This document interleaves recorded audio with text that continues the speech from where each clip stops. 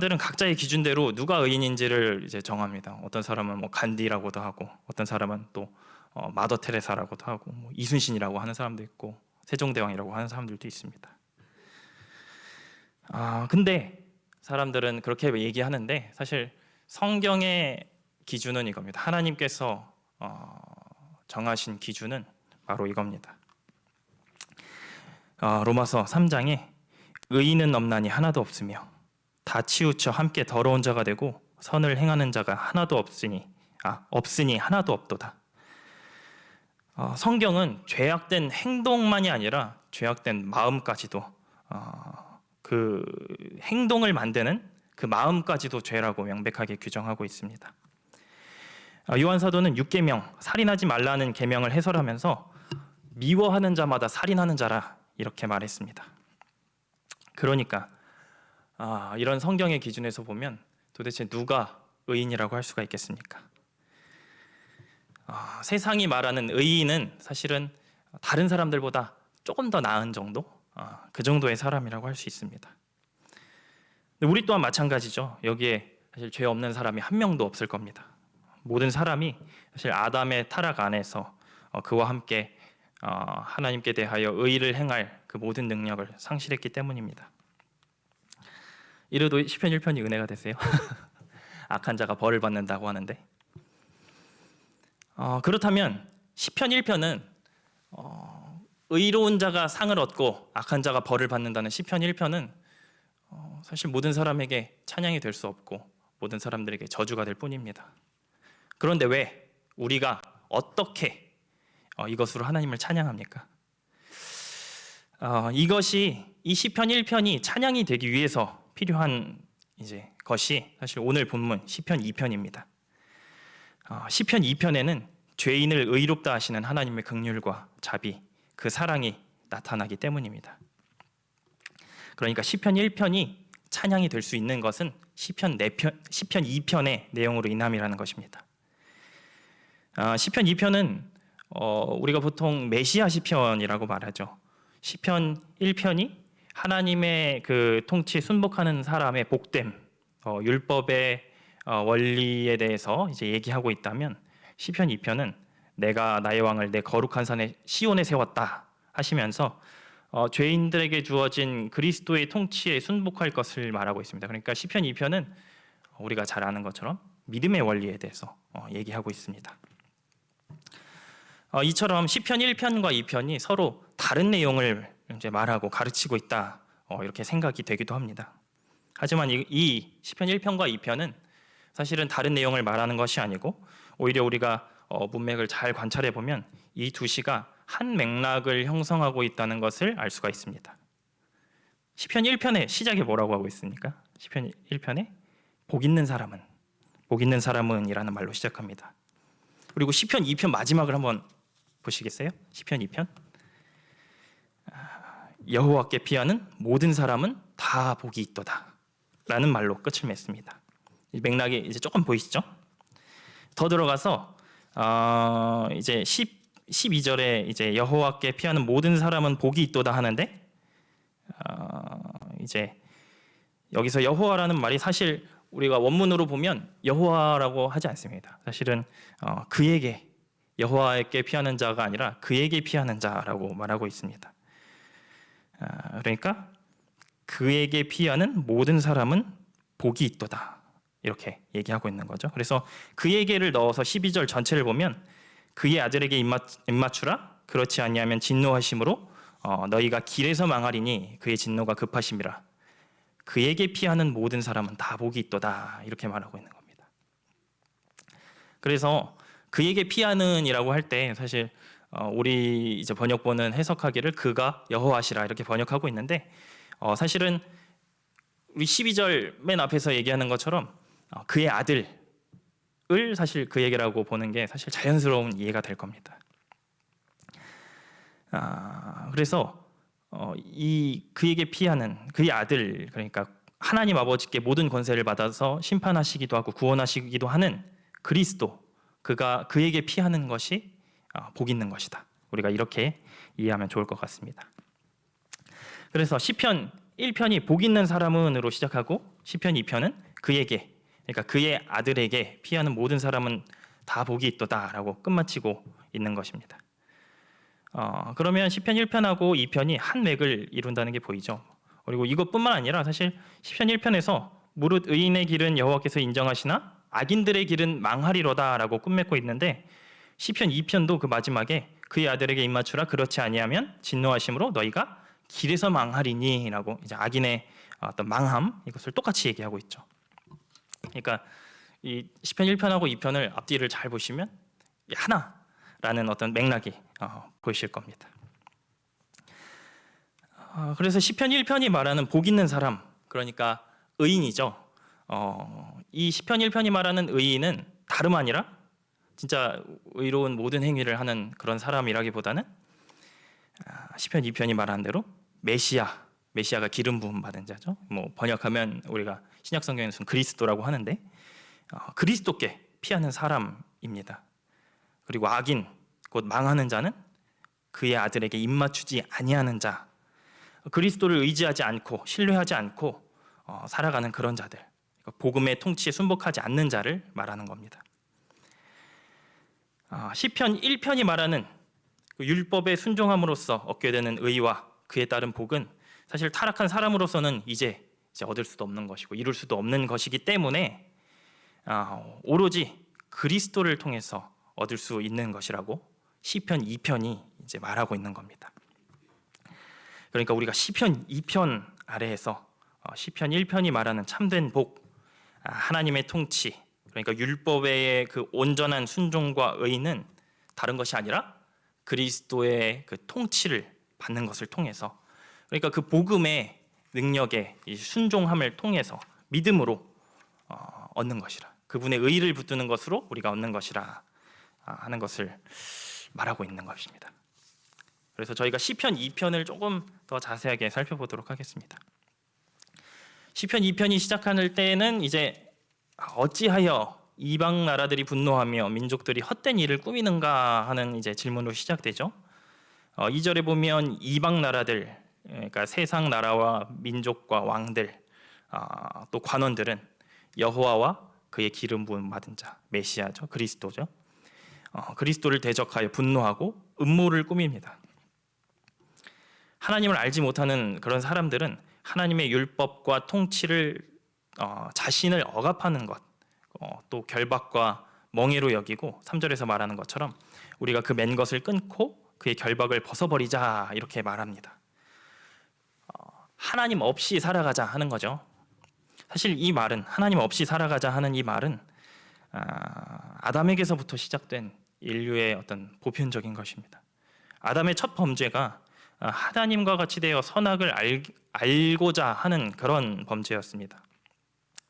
그러니까 아담 자신이 하나님의 자리에 올라서 그 선하신 하나님을 떠나서 자신이 선과 악의 어떤 기준이 되고자 하는, 원래 하나님이 기준이신데 그것을 인정하지 않고 자신이 기준이 되겠다 하는 그런 죄였고, 이런 아담의 죄가 인류에게 이제 그의 타락을 따라서 인류에게 보편적인 현상이 되었습니다.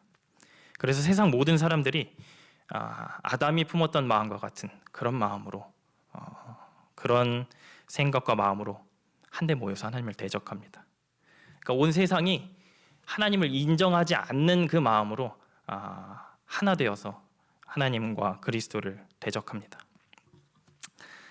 하지만 세상 사람들이 대적하는 하나님이 어떤 분이십니까? 사람이 감히 전능하신 하나님을 대적한다고 한들 뭐 대적하는 것 이상으로 어쩔 수가 있나요? 결코 이길 수가 없을 것입니다. 그래서 그들의 시도는 헛될 뿐이라 이렇게 저희 성경이 말하고 있습니다. 이에 대해서 하나님께서 반응하시는 것이 4절에서 하늘에 계신 이가 웃으시며 주께서 그들을 비웃으시리로다 라고 합니다. 하나님께서는 세상 통치자들의 이 어리석은 반역의 시도를 조롱하십니다. 그들의 시도가 얼마나 보잘것없는지 하나님 보시기에는 정말로 보잘것없고 어리석고 무익한 일일 뿐입니다. 근데 5절에 가면 하나님의 반응이 이 비웃음으로만 끝나지 않습니다. 5절에 분을 바라며 진노하사 그들을 놀라게 하신다 말하고 있습니다. 하나님은 이러시면서 세상 그 반역에 대한 어떤 궁극적인 해결책을 제시하시는데 말씀하시기를 내가 나의 왕을 거룩한 산 시온에 세웠다 이렇게 말씀하십니다. 그렇게 선포하십니다. 시온산, 성전산, 이 산은 사실 하나님의 그 거룩한 산이죠. 이 산이 나타내고자 하는 것은 이 산에 어떤 거룩한 왕을 세웠다 하시는 것은 이 하나님께서 여기에 어떤 하나님의 그 왕을 세우시고 그 왕을 통해서 하나님의 의의 통치를 나타내실 것이라. 그리고 곧 그것을 통해서 반역자들에 대해서 어떤 것들을 나타내실 것이라 하는 것입니다. 하나님은 세상의 모든 사실 반역에도 불구하고 세상이 아무리 하나님과 그리스도를 대적한다고 할지라도 하나님께서는 그분의 아들의 그 왕국을 보호하시고 그 뜻을 이루실 것이라 선포하는 것입니다. 하나님의 이 놀라운 선포는 사실 인류의 죄와 또 불행을 해결하고 세상 모든 반역의 그 어떤 일들을 처리하기 위한 하나님의 가장 근본적인 해결책이 됩니다. 이 세상의 반역을 하나님께서 해결하시기 위해 하나님께서는 시온산에 그의 아들, 그의 거룩한 왕을 세우시는 이 일을 행하시는 겁니다. 하나님께서 세우신 이 왕이 7절에서 하나님께서 이 왕을 기름 부어 세우신 메시아, 이 기름 부어 세우신 이 메시아 왕에 대해서 하나님께서 너는 내 아들이라 오늘 내가 너를 낳았도다 이렇게 말씀하십니다.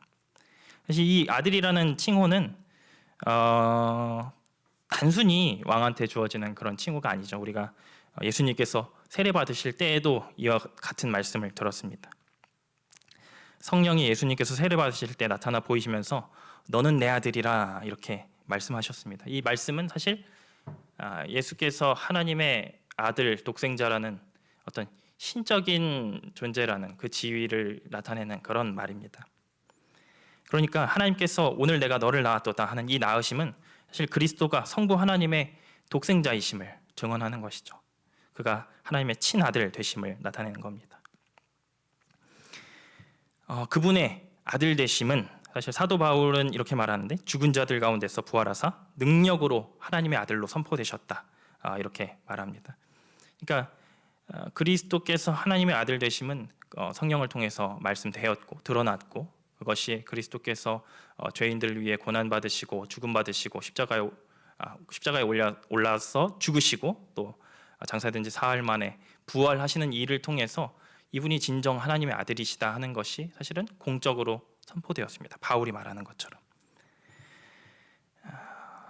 이 아들 부활하신 이 하나님의 아들을 통해서 그리스도 그분의 통치를 통해서 하나님을 반역하는 이 온 세상의 일들이 다 정복되고 온 세상의 모든 세력들이 다 정복되고 무릎 꿇게 될 것입니다.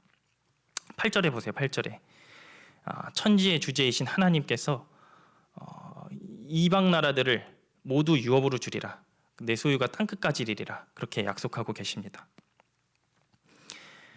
그리스도께 반역하는 모든 세력들은 9절에서 말하는 것처럼 다 철장으로 부수시고 질그릇까지 깨트려질 것입니다.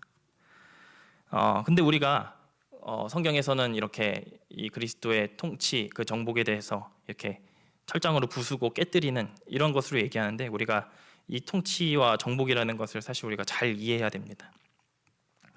과거의 교회가 이 예수님의 정복과 이 통치를 사실은 잘못 오해하기도 했습니다.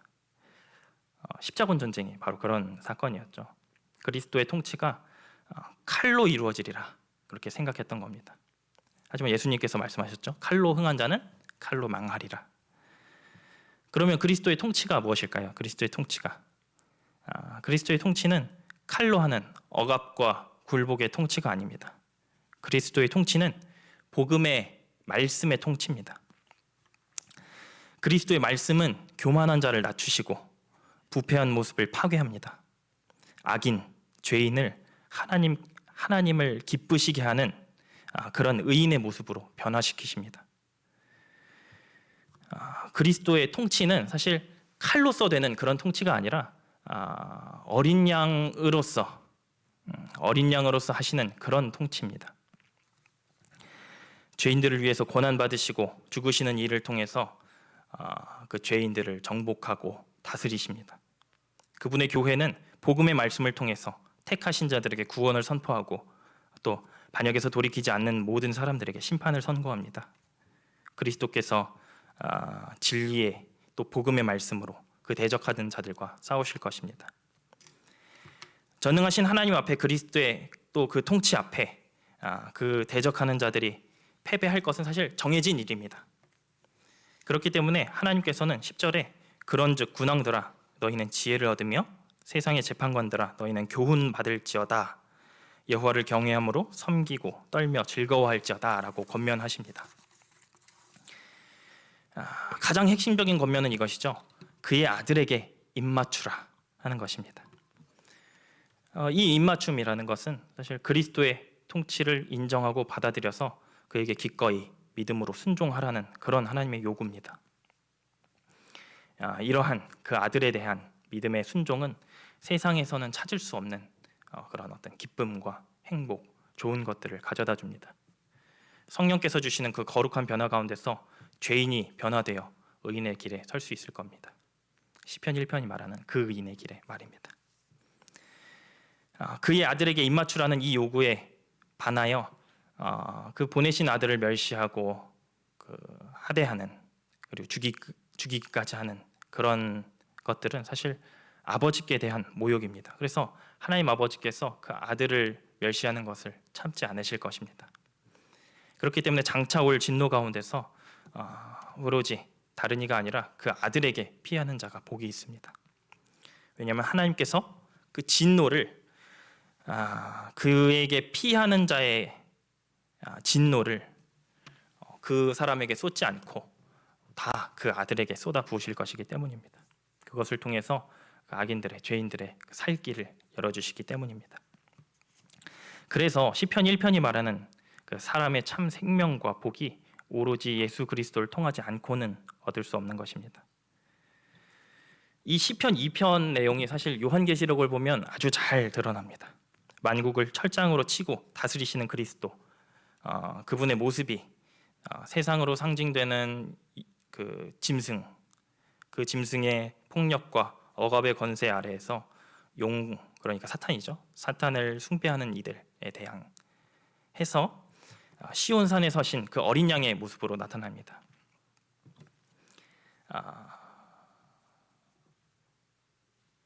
그러니까 세상은 사실 사람들을 칼로 어떤 힘으로 폭력으로 억압하고 또 억눌러서 자신을 또 마귀를 섬기라고 그렇게 요구하는데 예수께서는 그것에 이제 대항하여서 시온산에 그러니까 이제 요한계시록 13장 14장 내용인데 14장 가면 예수께서 시온산에 서셨는데 그 서신 모습이 어린 양의 모습으로서 나타납니다.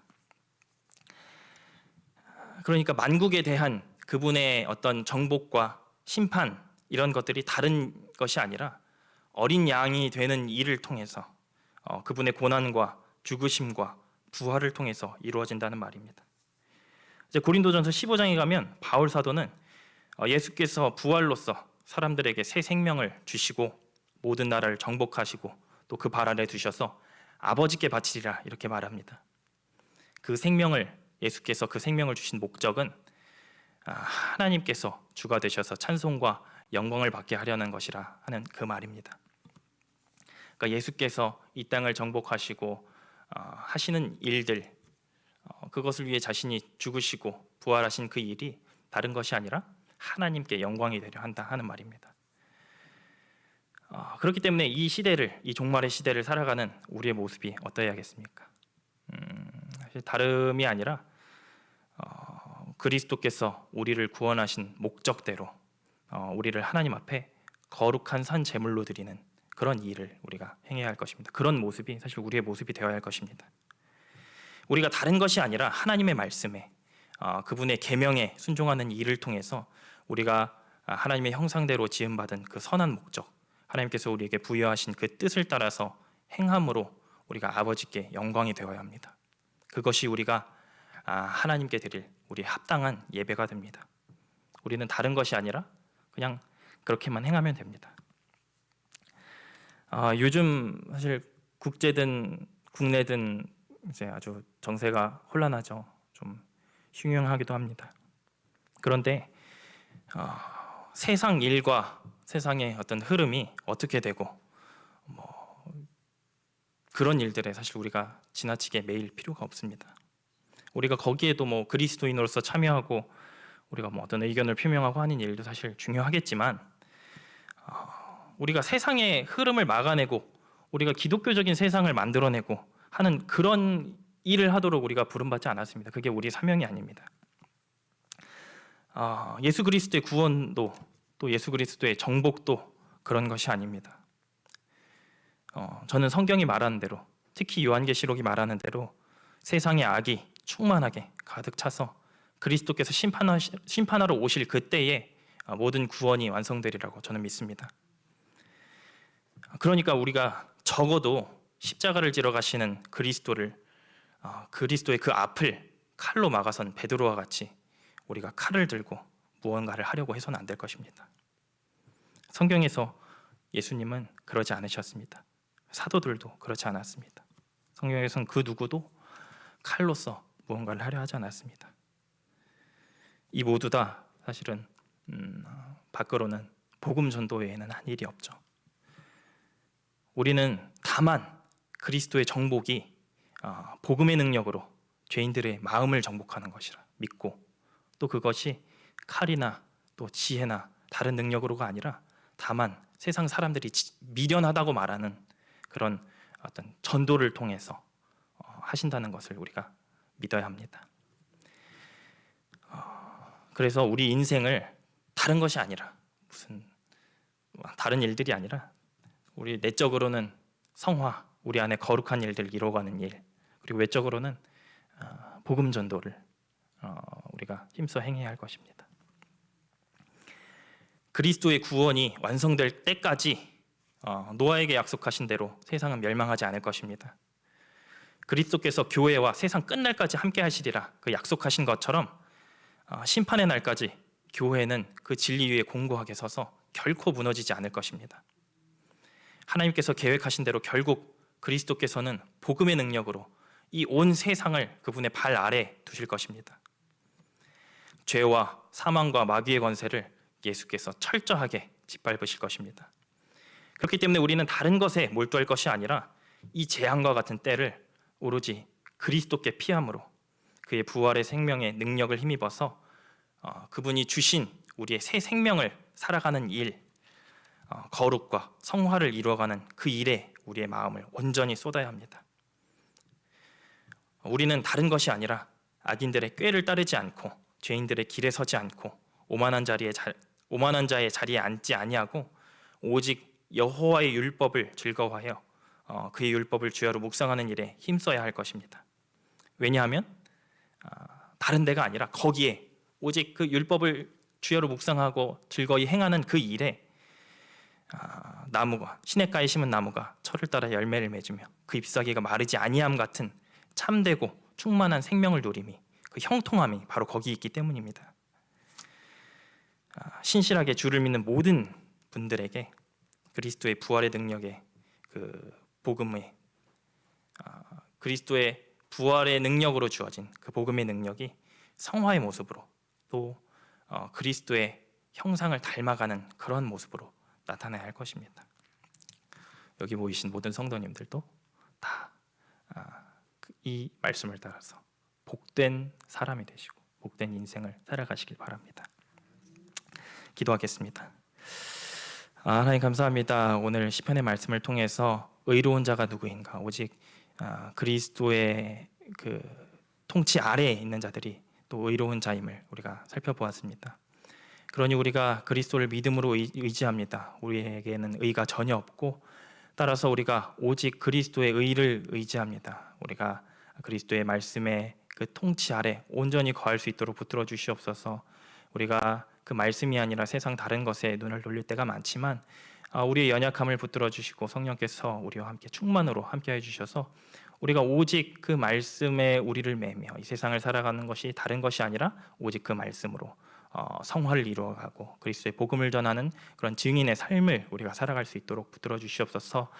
세상이 혼란하고 두려워 우리가 때로는 어떤 시험에 빠질 때도 있지만 우리가 그 가운데 깨닫게 해 주시옵소서. 다른 것이 아니라 오직 그리스도의 통치가 이 땅을 모두 정복할 것이라는 것을 우리가 믿고 나아갈 수 있게 하여 주시옵소서. 오직 그 약속과 또 언약을 우리가 믿음으로 믿음 위에 온전히 서서 공고하게 하나님 나라를 바라볼 수 있도록 우리를 붙드시고 인도해 주시옵소서. 감사드리며 예수님의 이름으로 기도합니다. 아멘. 예. 주기도문으로 오늘 집회 마치겠습니다. 하늘에 계신 우리 아버지, 아버지의 이름을 거룩하게 하시며 아버지의 나라가 오게 하시며 아버지의 뜻이 하늘에서와 같이 땅에서도 이루어지게 하소서. 오늘 우리에게 일용할 양식을 주시고 우리가 우리에게 잘못한 사람을 용서하여 준 것 같이 우리 죄를 용서하여 주시고 우리를 시험에 빠지지 않게 하시고 악에서 구하소서. 나라와 권능과 영광이 영원히 아버지의 것입니다. 아멘.